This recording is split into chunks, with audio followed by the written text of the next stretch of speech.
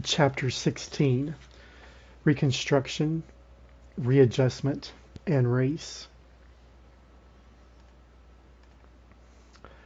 Freedom to the newly freed black man, woman, uh, just the ability to move without the owner's permission, to find their family, uh, the ability to receive an education, the ability to own land, and also to have the same civil rights as the white man. So these these 5 bullet points are just some of the freedoms to the newly freed black man and woman.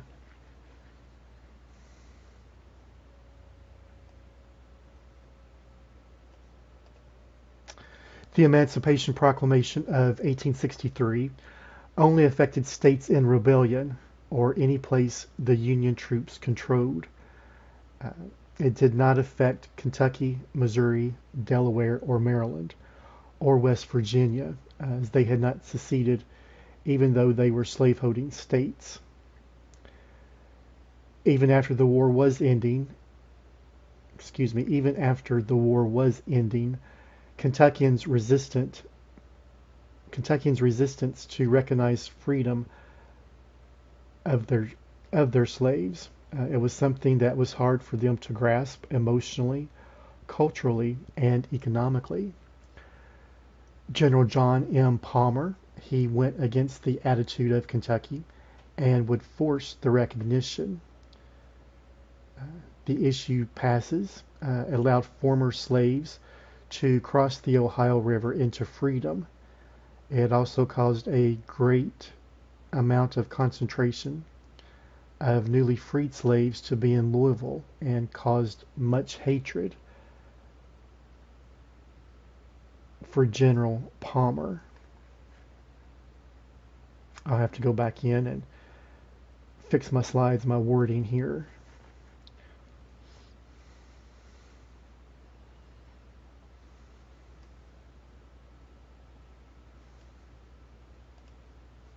As punishment,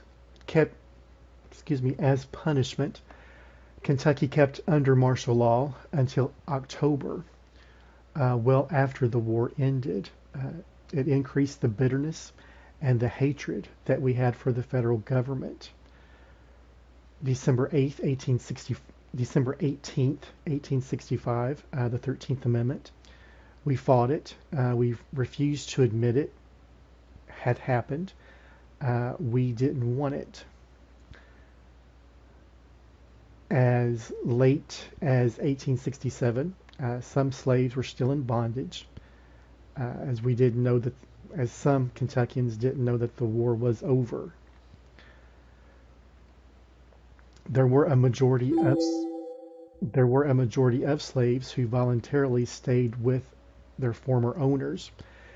It was a lifestyle that they knew. They liked their owners. They were treated good, and they were being paid. The Lexington population increases well over 130%. City life did not guarantee better conditions. Owensboro and Paducah, there was disease and fever there.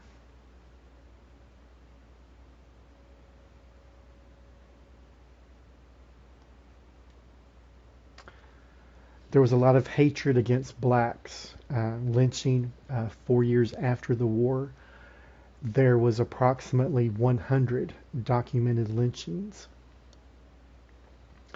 The regulators administered justice. They were the judge, the jury, and the executioner. There were no appeals. They claimed they were trying to get rid of lawlessness in Kentucky. The KKK at this time was never that big in Kentucky. It was more prominent further south. It did target the newly freed blacks. It also targeted whites who assisted the newly freed blacks. The official KKK lasted 4 years. It disbanded totally in 1869. Paraphernalia was burned, rule books were destroyed, and the official KKK was gone. Uh, but there would be some people using the guise of the KKK. And if you do a Google search, if you're wanting, as far as with hatred groups, or as far as hate groups in Kentucky, just to be aware, there are approximately 10 to 15 hate groups in Kentucky. They're one of the largest, or one of the main ones of the KKK, is located in Harrodsburg, Kentucky. So you may just want to just Google that. If I can find the news article, I will just share that link, just so that you're aware of the hate groups that do exist in Kentucky. Opposition to education. Kentucky opposed. They were opposed to educating blacks. Georgia, Mississippi, and Alabama did not oppose educating blacks. With no taxes coming in from blacks, there would not have decent schools, and would not be able to teach the black man to read and write.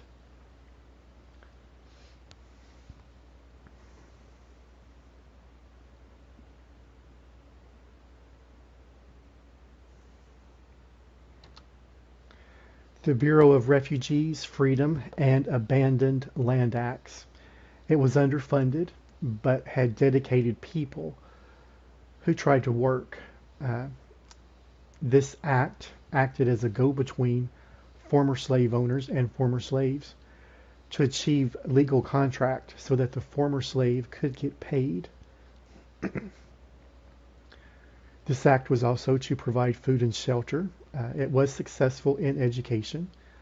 A majority of the teachers in Kentucky were black. They were educated and came from Ohio. But also, schools were burned, teachers were beaten, students were threatened. Despite attempts to stop, more blacks attended schools than white students in Kentucky. And Kentucky had the distinction of being the most southern state. Against the Bureau of Refugees, Freedom, and Abandoned Land Acts, and caused them the most problems.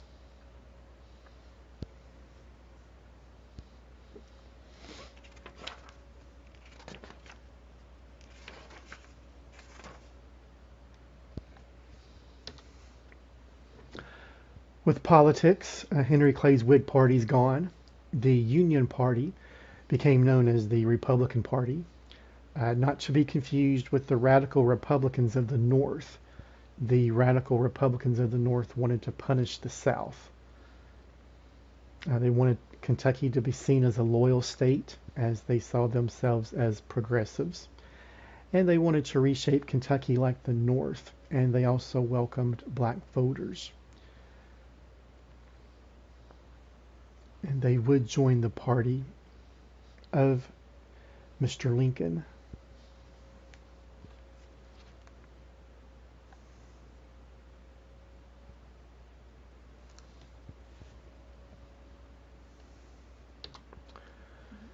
The Democrats, they called Republicans red Republicans, radicals, radical abolitionists, or Jacobins, name given to revolutionaries in France. They did not want the black man to vote. They did not want racial equality. And they wanted to return to the past, the way things were before the South. And they wanted Kentucky to speak for the South.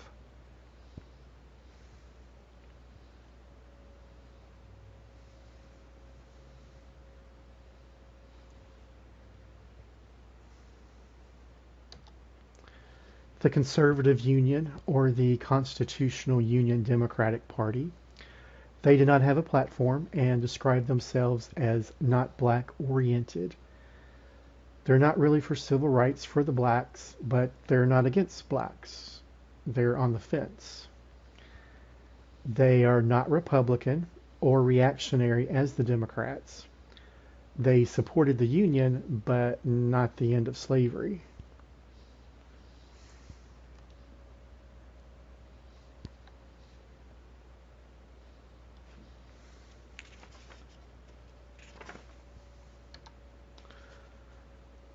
So all three of these political parties engaged in a propaganda war trying to gain voters.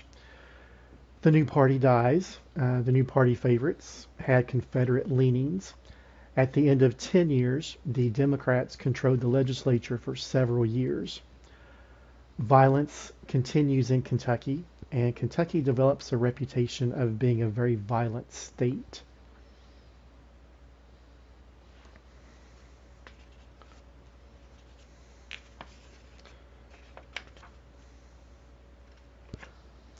The Freedmen's Bureau is gone. Their funds ran out. Reconstruction ended with the election of President Hayes in 1877. The votes of Florida, Louisiana, and South Carolina would be in doubt. The commission awarded these votes to Mr. Hayes. Hayes promised the withdrawal of federal troops from the South, and once he withdrew the troops from the South, any gains the black man had made were gone.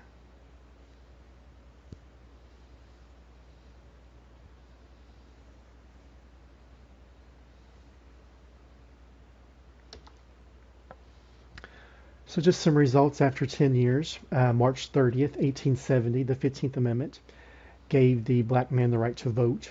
Our angry Democrats said the party must be a white man's party, free of any black voters. With this new amendment, thousands of newly freed blacks who registered Republican and they voted for Lincoln. The two-party system was developed.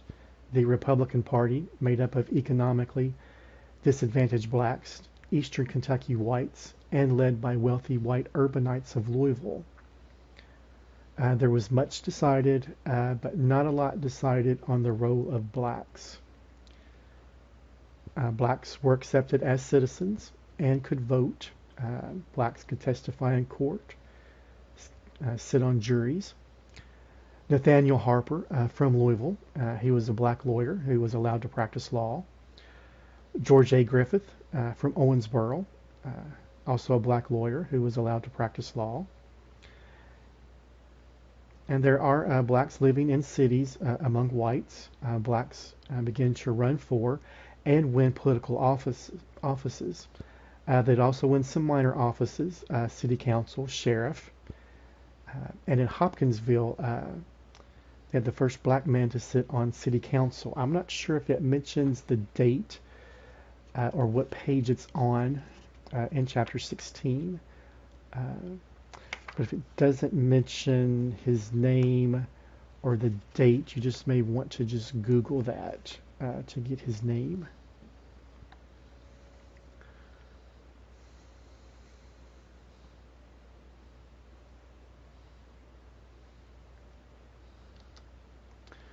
(1875) segregation is increasing. It's not a quick increase, but it is slowly increasing. Cities enact codes. Vagrancy laws were used to enslave blacks. So if you stop a black man on the streets, and if he did not have a job or a pass from his job, he could be arrested and fined. If he did not have money to pay the fine, the city would sell his services for a time period to pay the fine.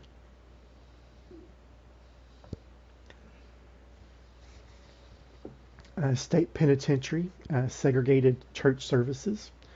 Public schools were segregated, but the violence continues. And on some of it, with what would just result out-migration. Blacks that could afford to leave did leave, and some whites who could afford to leave also left due to the violence.